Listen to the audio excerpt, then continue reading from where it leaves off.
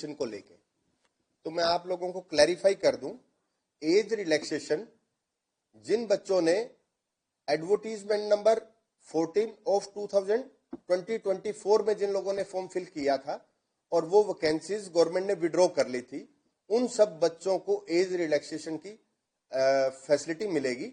आप उसमें age relaxation के लिए मान्य है। जिन बच्चों ने एडवर्टीजमेंट नंबर 14 में अप्लाई किया था, उनका एज कैलकुलेशन 1 सितंबर 2024 को होगा। और जो बच्चे इस नई एडवर्टीजमेंट में, जिसका पोर्टल 11 जनवरी को ओपन हो रहा है, उसका जो एज कैलकुलेशन है वो 1 जनवरी 2026 से होगा। फ्रेश एडवर्टीजमेंट में जो बच्चे एलिजिबल हैं नए सीईटी के थ्रू, तो एज रिलैक्सेशन एज पर रिजर्वेशन कैटेगरीज के अकॉर्डिंगली जो एज रिलैक्सेशन है वो सभी को मिलेगा। लेकिन बाकी जो एज रिलैक्सेशन है वो सिर्फ पुरानी एडवर्टीजमेंट के अकॉर्डिंगली ही मिलेगा। कुछ बच्चों ने हाइट रिलैक्सेशन पे भी क्वेरीज की है फिजिकल स्टैंडर्ड को लेके। तो अगर मैं फीमेल्स की हाइट की बात करूं, तो जनरल कैटेगरी की फीमेल्स के लिए जो हाइट का क्राइटेरिया है वो 158 सेंटीमीटर है, और रिजर्व कैटेगरी की जो फीमेल कैंडिडेट्स हैं उनका 156 सेंटीमीटर। और जो रेस होगा उसमें 1 किलोमीटर फीमेल्स के लिए 6 मिनट्स में कंप्लीट करना है। Height for mails candidates 170 centimetre for general category, 168 centimetre for reserve category, और जो रेस का पैरामीटर है 2.5 किलोमीटर इन 12 मिनट्स। एक्स सर्विसमैन के लिए 1 किलोमीटर को 5 मिनट में करना है। एक क्वेरीज आई है मैक्सिमम फीमेल कैंडिडेट्स की कि कुछ पैरामीटर्स जो रेस को लेके है कि कुछ प्रेग्नेंट वुमेन्स होती हैं इस टाइम पे, तो उनके आप सब सर्टिफिकेट्स हमें देंगे, मेडिकल सर्टिफिकेट्स देंगे। उसके बाद आप एग्जम्पशन है, लेकिन ज्वाइनिंग से पहले आप लोगों को वो रेस का जो क्वालिफाइंग क्राइटेरिया वो कंप्लीट करना पड़ेगा। पीएमटी पीएसटी के टाइम पे अगर किसी का प्रेगनेंसी का कोई डॉक्यूमेंट सबमिट करेंगे कमेटी के सामने, तो आपको एग्जम्प्ट कर दिया जाएगा for the time being. ESM, DSM और डीडीईएसएम के सर्टिफिकेट्स को लेके कुछ बच्चों की क्वेरीज हैं। एक्स सर्विसमैन में आपको सीईटी के टाइम पे आप लोगों ने ड्यूरिंग सर्विस भी अप्लाई किया है एक्स सर्विसमैन ने, लेकिन सेकंड स्टेज एग्जाम में आपको डिस्चार्ज के बाद ही आप अप्लाई कर सकते हैं। अगर डिस्चार्ज सर्टिफिकेट आपके पास है तो आप सेकंड स्टेज के एग्जाम के लिए एलिजिबल है।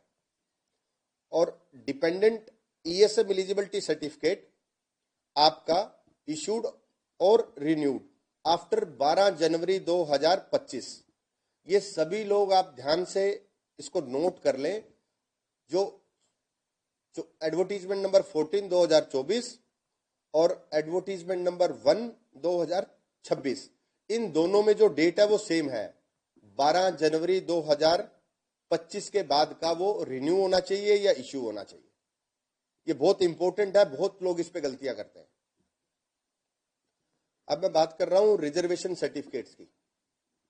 रिजर्वेशन सर्टिफिकेट्स में बीसीए, बीसीबी, ईडब्ल्यूएस, इन सब के सर्टिफिकेट्स 1 अप्रैल 2025 के बाद का इश्यू होना बहुत जरूरी है।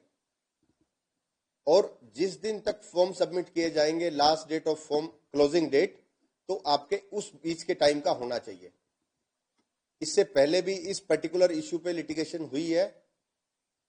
आप जरूर ध्यान रखें कि जो डेट्स हैं, डेट्स बहुत इंपॉर्टेंट हैं इन सर्टिफिकेट्स के लिए, अदरवाइज आपकी जो एप्लीकेशन है वो रद्द कर दी जाएगी।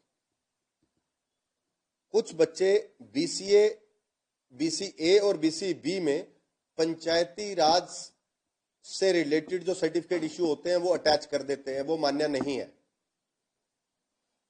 जो बीसीए ए, बीसीबी के जो सर्टिफिकेट्स हैं हरियाणा गवर्नमेंट का पर्टिकुलर फॉर्मेट है, आप एडवर्टीजमेंट में देखें, हमने फॉर्मेट भी दिया हुआ है, ध्यान से उसको फिल करें।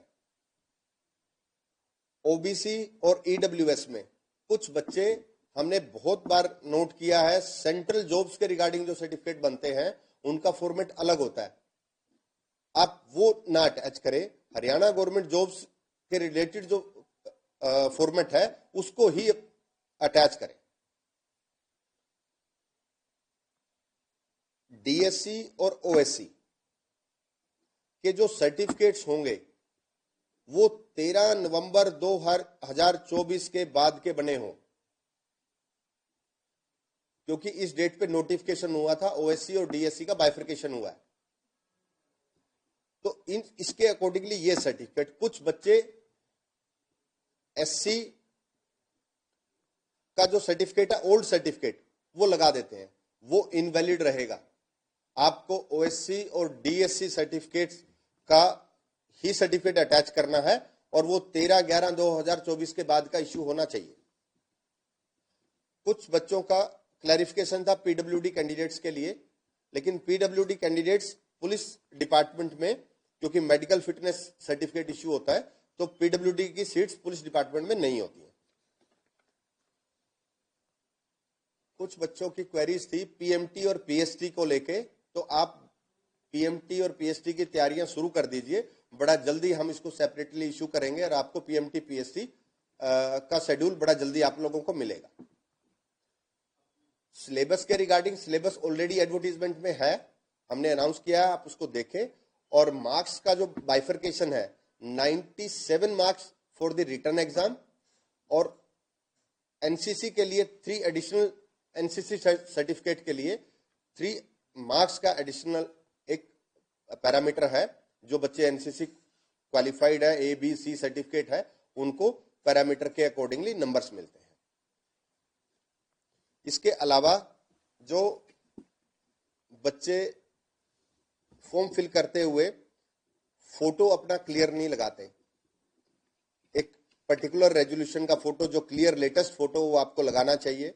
कुछ बच्चे एड्रेस फिल नहीं करते प्रॉपरली, और अगर एड्रेस फिल नहीं करते तो उससे एक इम्पैक्ट ये आता है कि जब हम एग्जामिनेशन सेंटर एलोकेट करते हैं तो एड्रेस के बेसिस पे ही करते हैं, तो वो आपका दूर जा सकता है किसी पे। तो आप प्रॉपरली अपना एड्रेस फिल करें, और जो सर्टिफिकेट, जो फॉर्म्स आप लोग फिल कर रहे हैं, उस फॉर्म्स को अपलोड करने के बाद उसको, उससे पहले आप सारी तैयारियां कंप्लीट कर लें, जैसे कि सर्टिफिकेट प्रॉपर लगे हैं, उनकी डेट्स ठीक है, कोई सर्टिफिकेट ऐसा तो नहीं है जो मिसिंग है, उसके बाद ही उसको साइन करके अपलोड करें।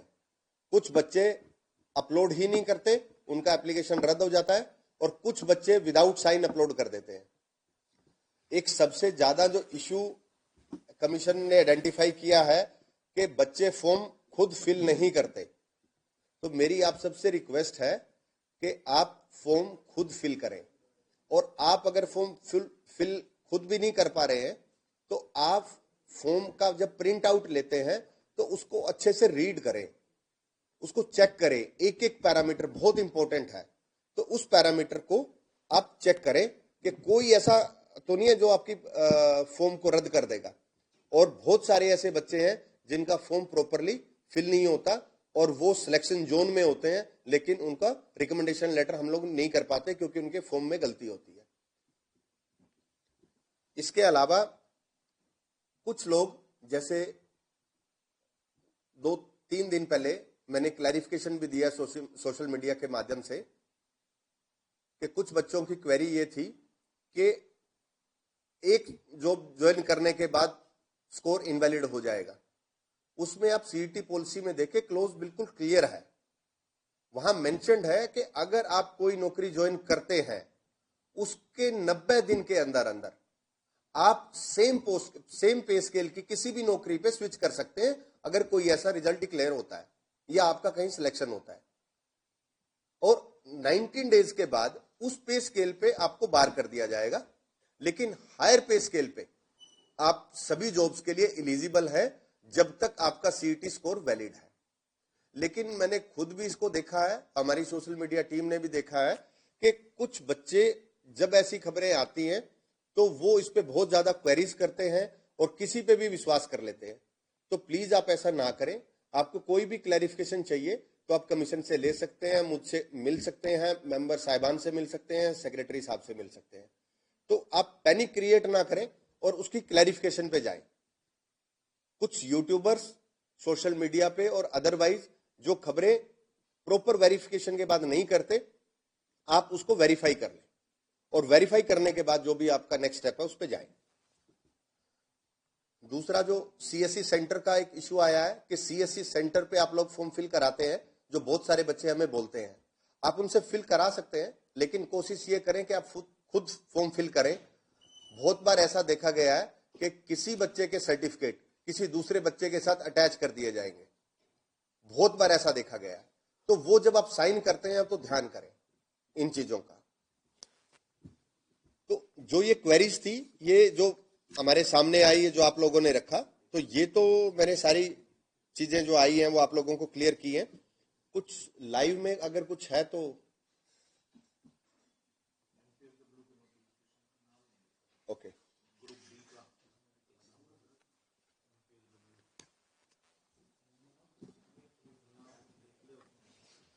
एक बच्चे ने क्वेरी की है कि रिवाइज रिजल्ट की ज्वाइनिंग।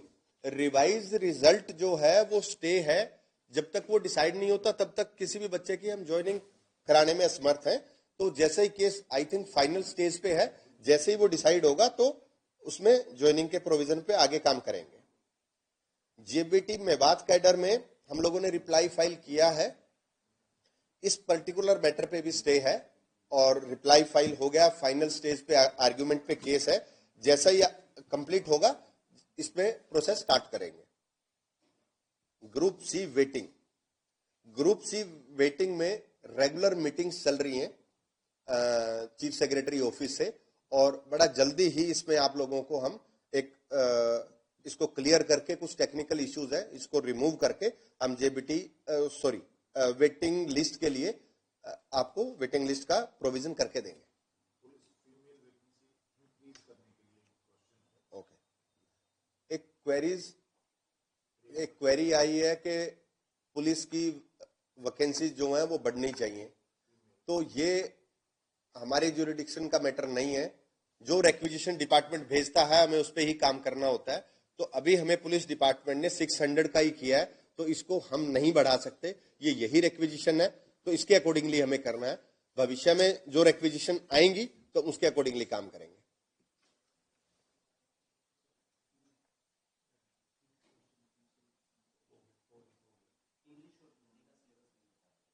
इंग्लिश और हिंदी का पुलिस भर्ती में सिलेबस के रिगार्डिंग, सिलेबस एडवर्टीजमेंट के साथ है और उसमें लिखा हुआ है कि इसका बाइफर्केशन क्या होगा। उस सारा बाइफर्केशन एडवर्टीजमेंट में आप उसमें देखें, उसमें हिंदी इंग्लिश सभी बाइफर्केशन उसमें है।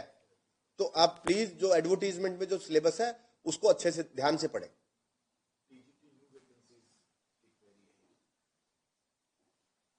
टीजीटी में हमें कोई मिली है अभी?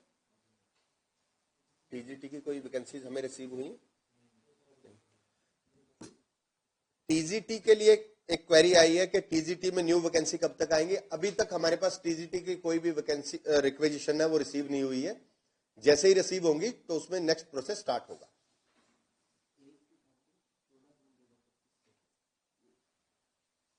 14 जून 2025। मैंने ये ऑलरेडी क्लियर किया कि एज की जो कैलकुलेशन है वो किस डेट पे होगी। जो जिन बच्चों ने एडवर्टीज नंबर 14 2024 को जो अप्लाई किया था उनका एज कैलकुलेशन होगा 1 सितंबर 2024 को, और जो नए उसमें अप्लाई कर रहे हैं नई एडवर्टीजमेंट में उनका होगा 1 जनवरी 2026 को। ये एज कैलकुलेशन एज पर पुलिस रूल्स है, तो उसके अकॉर्डिंगली होगा। तो इस पे आप ध्यान से इसको देखेंगे, एज कैलकुलेशन ऐसा होगा और ये आपको सॉफ्टवेयर भी रिफ्लेक्ट करेगा, आपकी जॉब को दिखाएगा जब आप फॉर्म फिल करेंगे।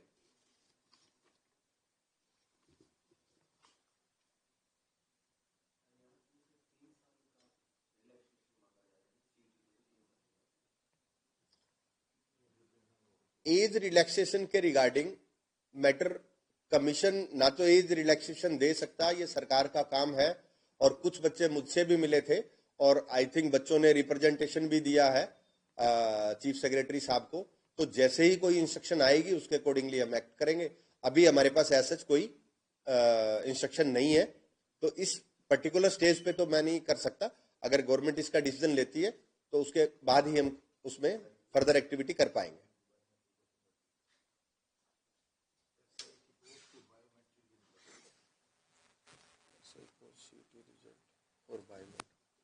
एक बच्चे का सीईटी रिजल्ट से बायोमेट्रिक में, कुछ बच्चों के बायोमेट्रिक नहीं हो पाए थे, उन सभी बच्चों के स्कोर कार्ड में हमने मेंशन किया है और बड़ा जल्दी आप लोगों को शेड्यूल देंगे।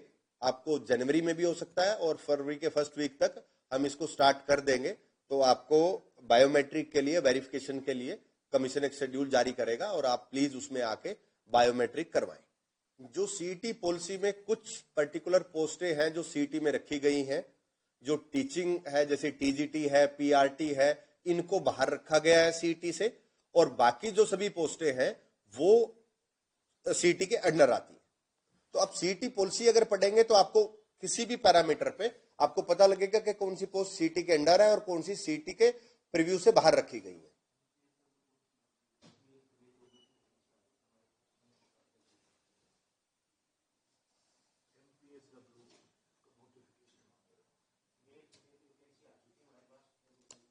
इसमें तो नहीं कर रहे हैं हम आज वाले में।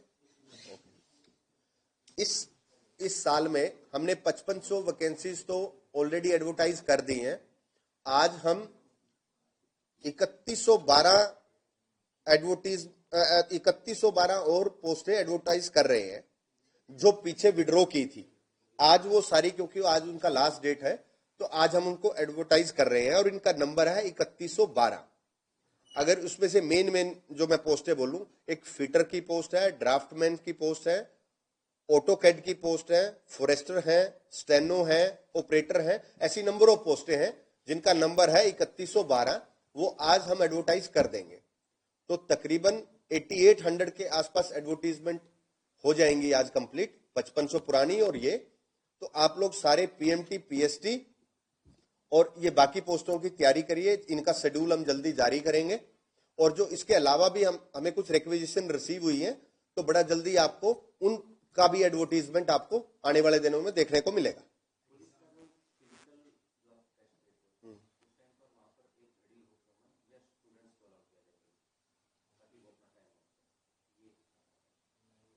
एग्जाम में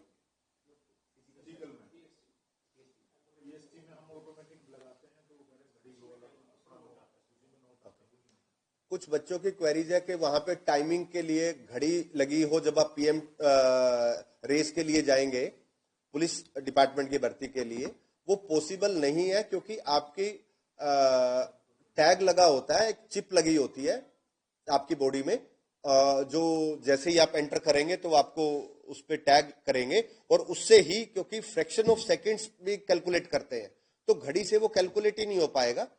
तो आप अपनी तैयारी रखें और आपको आइडिया होता है कि मैंने 2 किलोमीटर जो रेस है, जो बच्चे तैयारी करते हैं उनको टाइमिंग पता होती है कि मैं 2 किलोमीटर इस पैरामीटर पे कंप्लीट कर लूंगा।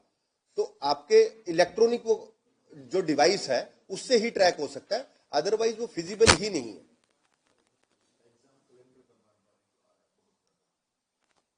एग्जाम कैलेंडर को लेके कुछ बच्चों की क्वेरीज है।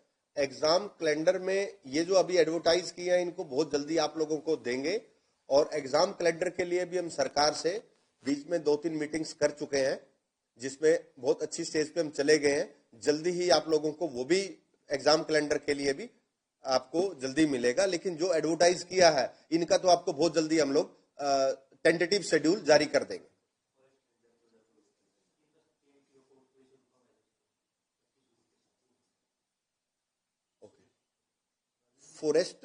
फॉरेस्ट रेंजर का जो रिजल्ट है, फॉरेस्ट रेंजर में पीएमटी पीएसटी हो चुका है, लेकिन क्योंकि बीसीए ए और बीसी बी का जो रिजल्ट स्टे हुआ है ये उसके बाद डिक्लेयर होगा। जैसे ही स्टे वकेट हो जाएगा इमीडिएटली हम इसका रिजल्ट डिक्लेयर कर देंगे।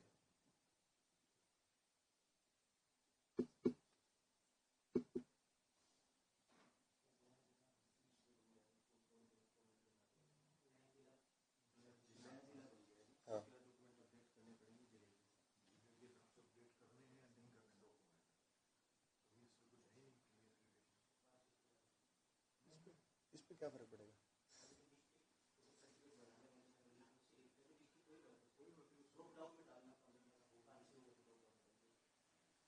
एक बच्चे की क्वेरी आई है कि हांसी जिला अलग बन गया तो आपके उस पर कोई इम्पैक्ट आएगा फॉर्म फिलिंग पे? तो ऐसा कोई इम्पैक्ट नहीं आने वाला। आप हिसार से भी भर सकते हैं, हांसी से भी भर सकते हैं, वो तो सिर्फ आपका एड्रेस है, बाकी पैरामीटर पे किसी पे कोई इम्पैक्ट नहीं आएगा। तो ऐसा कुछ भी नहीं है इस पे, आपके रिक्रूटमेंट प्रोसेस पे जिला बनने से कोई इम्पैक्ट नहीं आने वाला।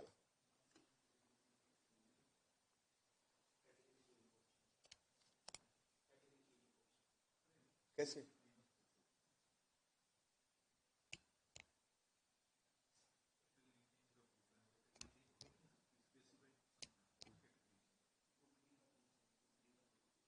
ग्रुप डी का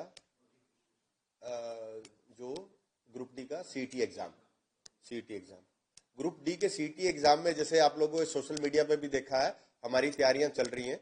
तो बड़ा जल्दी आप लोगों का हम पोर्टल लॉन्च करेंगे जिसमें आप एप्लीकेशन वो कर पाएंगे। उसके बाद शेड्यूल जारी करेंगे और बहुत सारे बच्चों को ये क्लियर है क्योंकि कुछ डिपार्टमेंट ने नोडल अफसर भी अपॉइंट कर दिए हैं।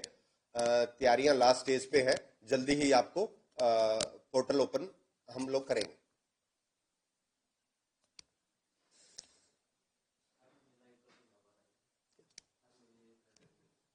ये ऐसा रिक्वेस्ट कर रहे हैं,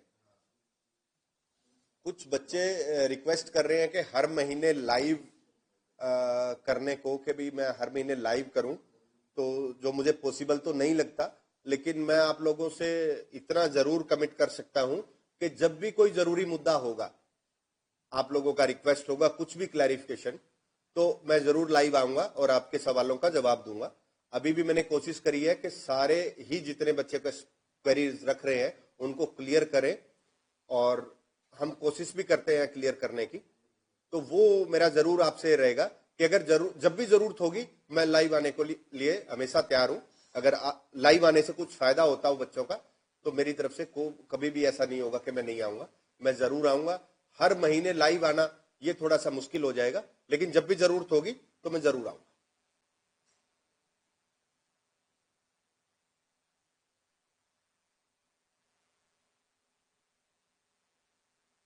लास्ट 2 क्वेरीज।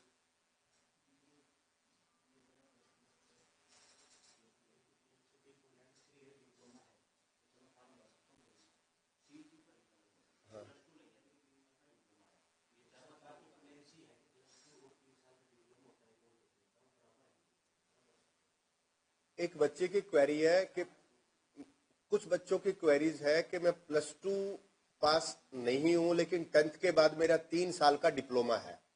तो डिपेंड करता है कि डिप्लोमा किस चीज का है, क्या है, डॉक्यूमेंट्स पे देख के।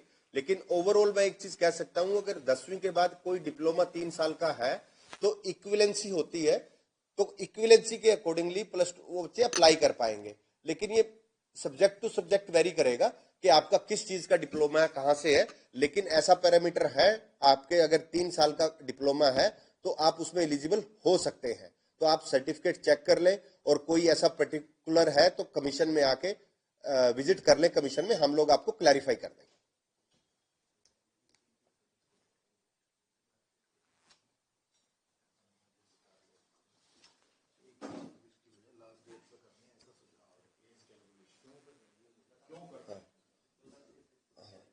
जो एज कैलकुलेशन आप बोल रहे हैं कि एज कैलकुलेशन कुछ बच्चे कह रहे हैं कि इन डेट्स पे क्यों हो रही है, एज कैलकुलेशन इन डेट्स पे इसलिए हो रही है, आप एडवर्टीजमेंट भी पढ़ेंगे तो उसमें बिल्कुल क्लियर है। इसीलिए मैं बार बार कह रहा हूं, एडवर्टीजमेंट पढ़े और उसके बाद आप अपना फॉर्म जो फिल कर रहे हैं उसको रीचेक करें।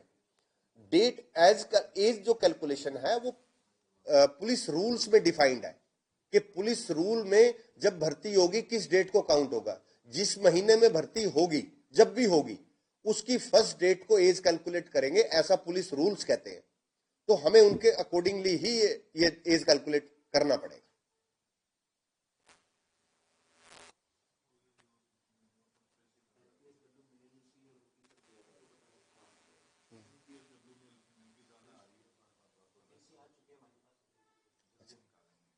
एमपीएसडब्ल्यू मेल, बहुत ज्यादा क्वेरीज है एमपीएसडब्ल्यू मेल और फीमेल।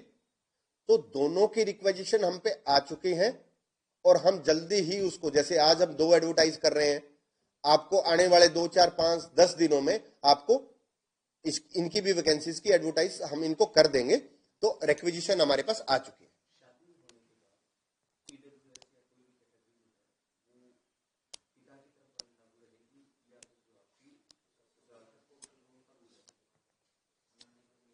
हर डिपार्टमेंट में अलग अलग है।